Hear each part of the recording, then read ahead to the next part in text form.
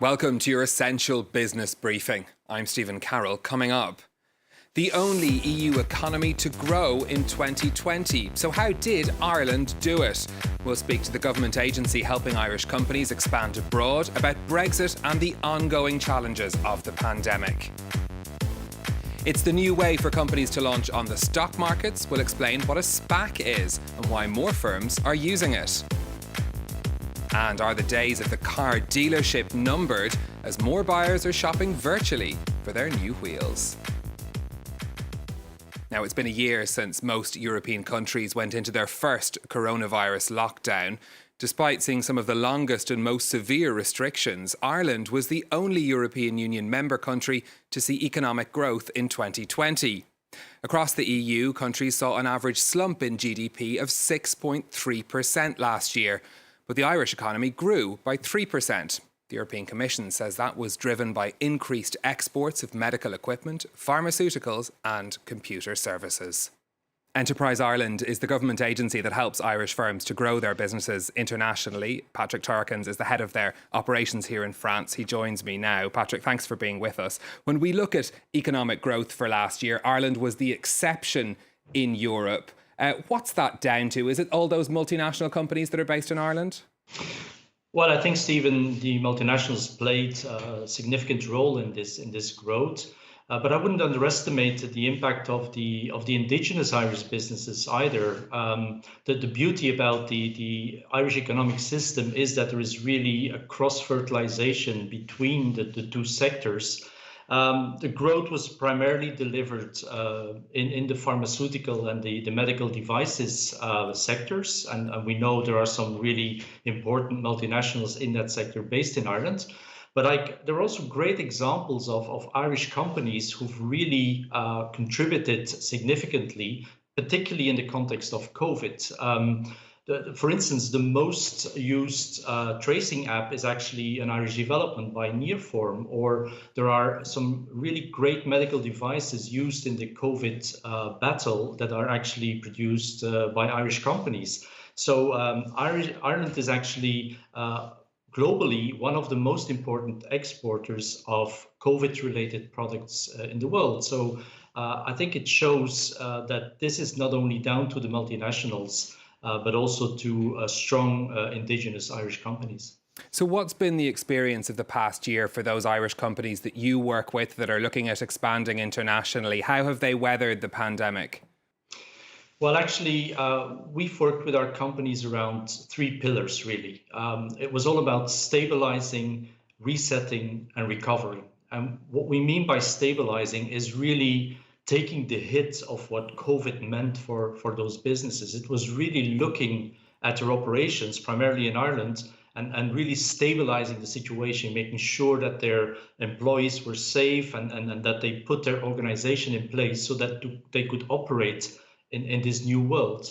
I think we're now really into the resetting stage where companies really look outside again, really want to grow their business again, and that's what we're helping them doing.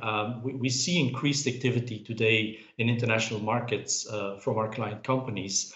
They're actually engaging with their buyers in international markets. Again, I mean, they have to do it in a different way, using digital means. And again, this digital transformation is an area where really we help them getting better at.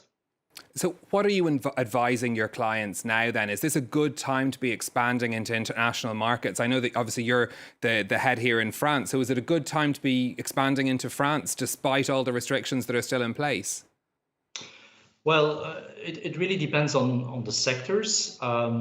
Should not forget that we're also coming out of the post-Brexit period. So there are some opportunities that are out there now, and they're to be taken now. If I take an example of, for instance, agri-machinery, we're really seeing some increased activity in that space, and we all know how important the agricultural business is in France. If I look at digital, we see the explosion of digital services being used by remote workers. Is it the right time? It's a difficult time to do it.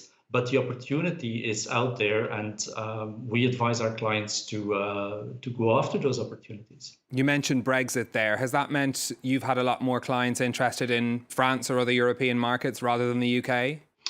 Well, first of all, Brexit led to strengthening of the maritime links between Ireland and France. And that is a major asset in the trade between Ireland and France. All of a sudden, our clients get alternatives in terms of getting their products from Ireland into France. You should know that there is now daily service between France and Ireland. So it's a reliable connection between the two countries. Now, we're not underestimating, obviously, also the negative side of Brexit and the fact that, some of our companies are really suffering from longer transport times and so on.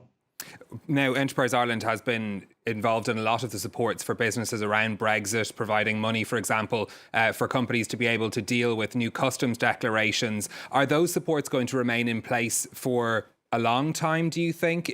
Are companies going to need continued support to deal with the challenges that Brexit has thrown up? Well, today there is a mix of supports. There is the Brexit supports, and there are obviously also the COVID supports. I think as long as the situation does not stabilize between Ireland and the UK, that we will be providing that kind of support.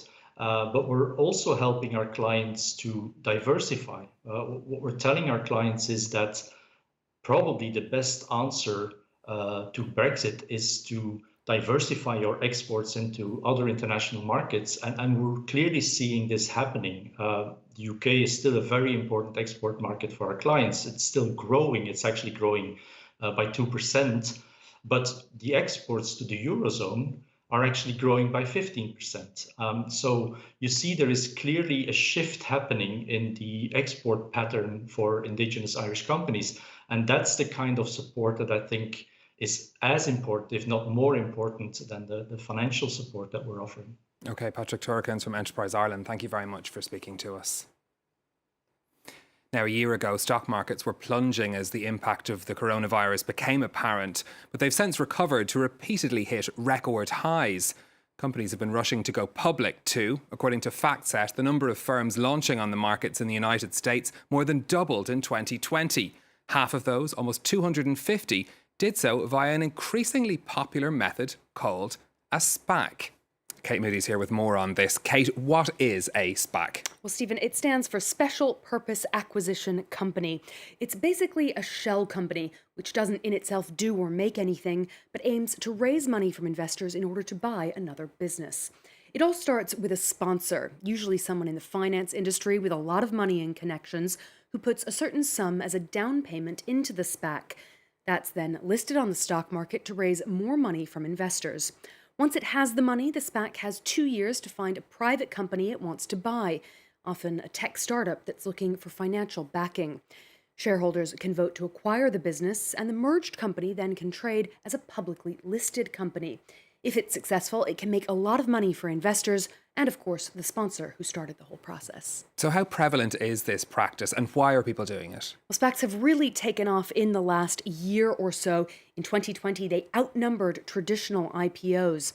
In the first 2 months of 2021, 189 SPACs listed on major stock exchanges, raising some $64 billion. They're attractive because there's less regulatory scrutiny than for an initial public offering, so the process is quicker, and investors feel they're getting in on the ground floor. More retail or amateur investors have gotten involved in the last year or so.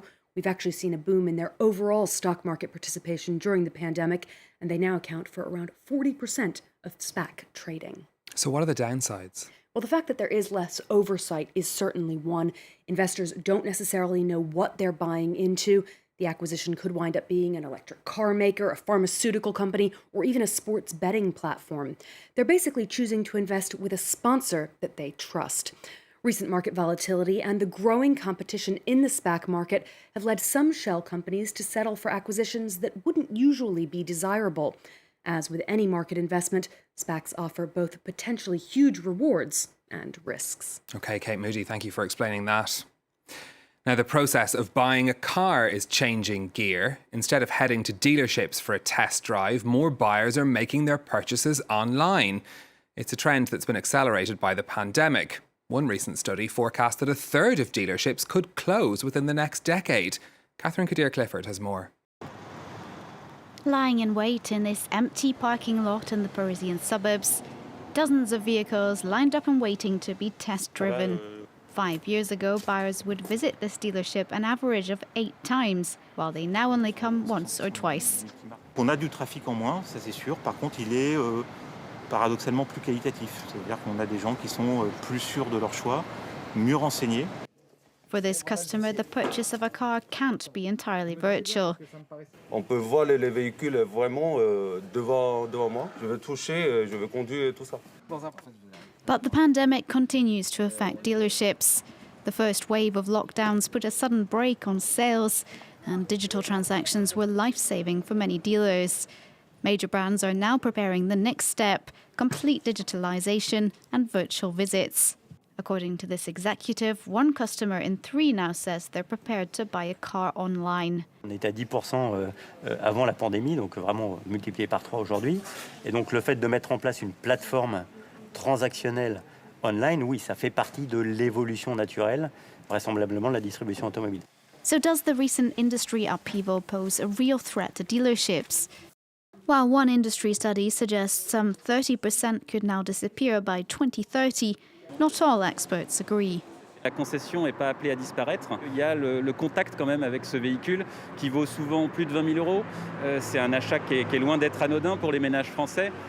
Second-hand cars, however, seem to be going in a different direction. 20% are now being sold entirely online. That's it from us for this week. But did you know you can find the show as a podcast? Just search for People and Profit in your podcast app. And if you'd like to get in touch with your comments or questions, you'll find us on social media. Until next time, thanks for watching.